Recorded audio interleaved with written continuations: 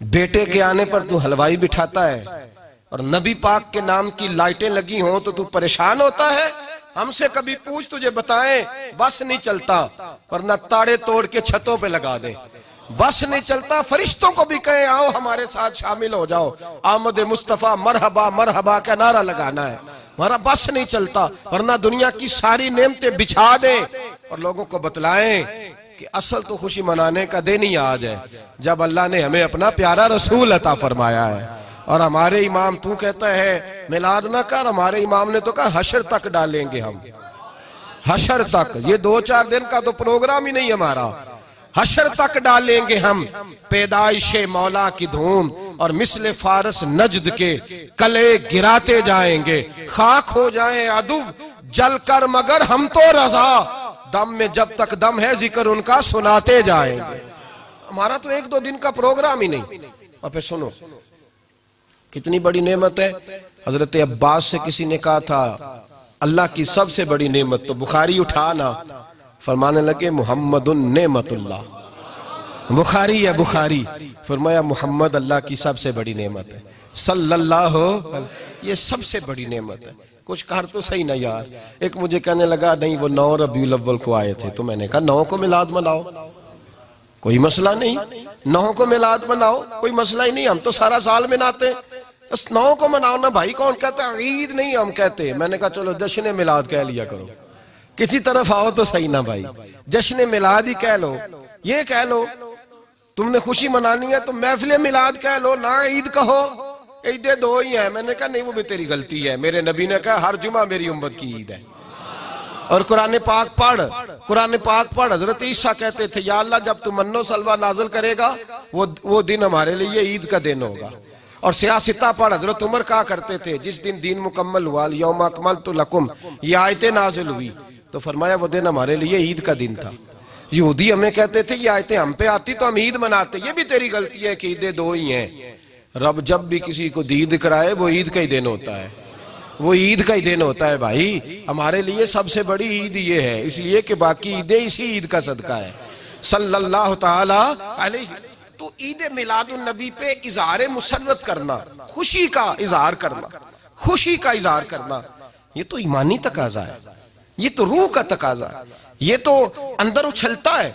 शरीयत जितनी हमें इजाजत देती है उतना हम करते हैं। और कोई मिलाद की महफिल में कोई ऐसा काम नहीं होता जो शरीयत से टकराता हो। पहले क्या होता है तिलावत, मने है कुरान पढ़ना, दूसरा क्या होता है इतना दर्जा है नात का। अब तो ना नात पढ़ने वाले रहे ना सुनने वाले रहे, दोनों में ही कमी है। और मैं अक्सर कहता हूं नात पढ़ना इतना कमाल नहीं जितना सुनना कमाल है। सुनने वाला कोई होना चाहिए, नात सुनना ज्यादा माना रखती है। उसकी वजह यह है कि नात पढ़ना सहाबा की सुन्नत है और सुनना मोहम्मद मुस्तफा की सुन्नत है। और सुनने वाले का दर्जा, हाँ तेरा दर्जा ज्यादा है अगर तू समझे तो। और इतना बड़ा दर्जा कि हजरत एहसान बिन साबित नात पढ़े तो नबी पाक अपनी चादर मिंबर पे बिछाए और वो मैं नीचे ना पढ़, इधर मेरे मिंबर पे बैठ के पढ़। ये कोई मामूली बात है? रसूलुल्लाह की नात सुनना, बलगल उलाबे कमाल ही कशफत दुजाबे जमाल ही हसनत जमीयो।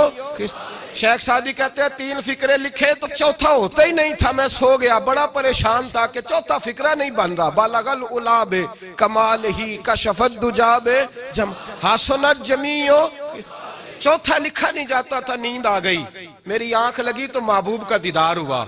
हुजूर ने फरमाया परेशान पड़े हो? मैंने कहा महबूबा 3 लिखे हैं, चौथा बन ही नहीं रहा। तो हुजूर ने फरमाया चल सुना ना मुझे, ये छोटा नात पढ़ना कोई छोटा काम है? ये तो हमने खाता ही गलत लोगों को दे दिया है, वो तो इस काबिल ही नहीं थे कि नात सुनी जाती। बलगल उलाबे, शाख सादी कहते हैं मैं सुनाने लगा और मुस्तफा सुनने लगे। बलगल उलाबे कमाल ही कशफत दुजाबे जमाल ही हसनत जमीयो खिसाल ही।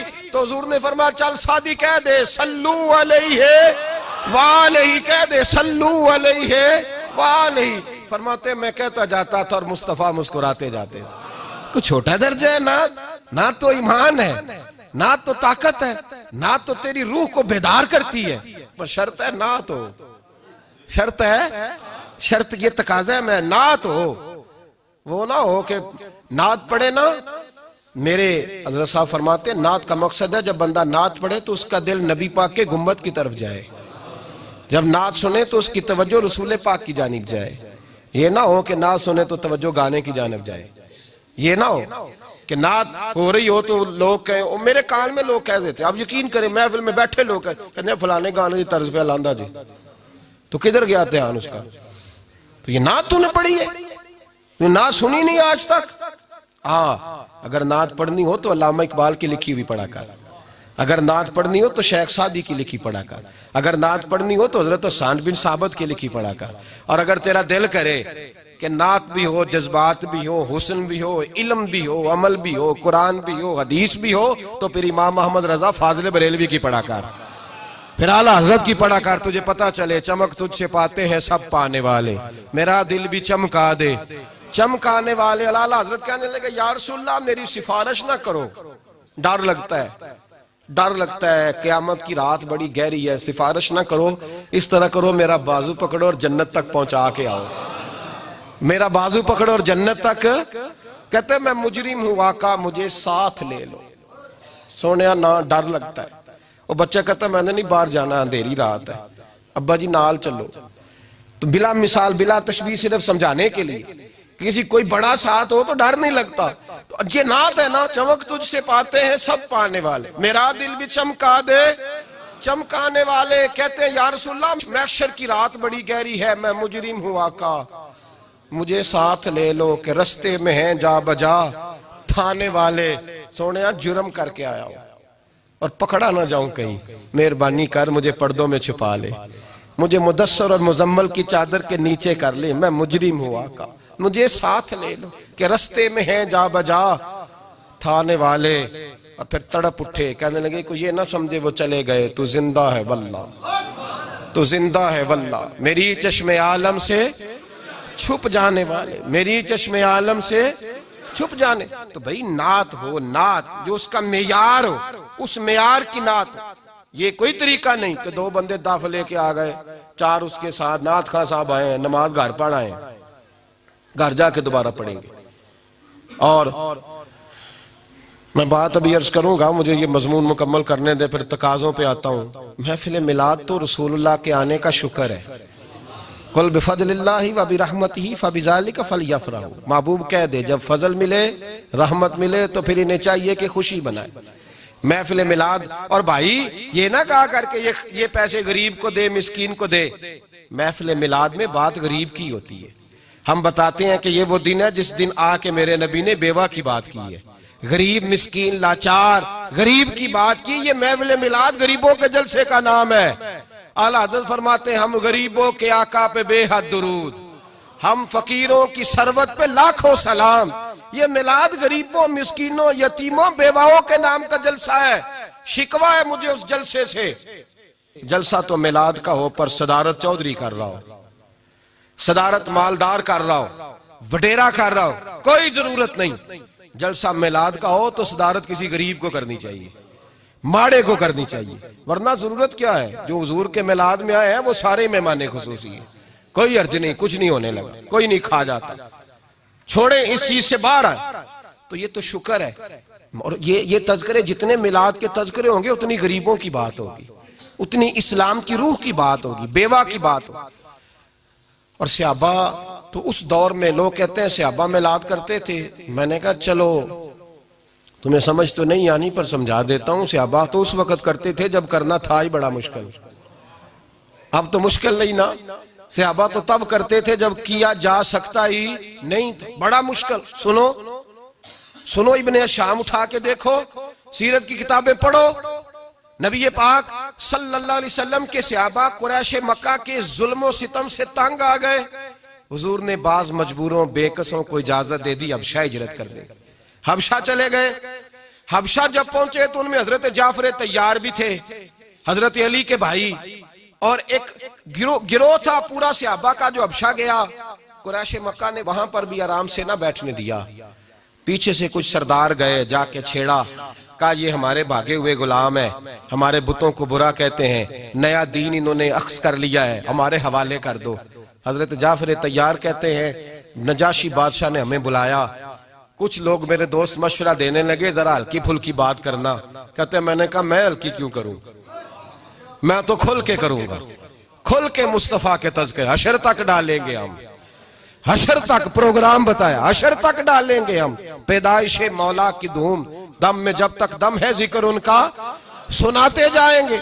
फरमाया मैं हल्की बात नहीं। हजरत जाफर ने नजाशी बादशाह के दरबार में खड़े हुए, इस्लाम की गुर्बतों का आलम, गुर्बतों का, अभी मक्के में रहने को जगह नहीं, मक्के वाले सताते, मदीने हिजरत हुई नहीं, हबशा गए तो वहां पहले ही काफिर पीछे पहुंच गए। इतने कठिन हालात, इतने बुरे और कड़े वक्त में नजाशी के दरबार में जब नजाशी बादशाह ने जनाब जाफर से पूछा कि ये कहते हैं तुमने दीन बदल लिया है, तुम बागी हो गए हो, नए रास्ते पे लागो हो, बताओ।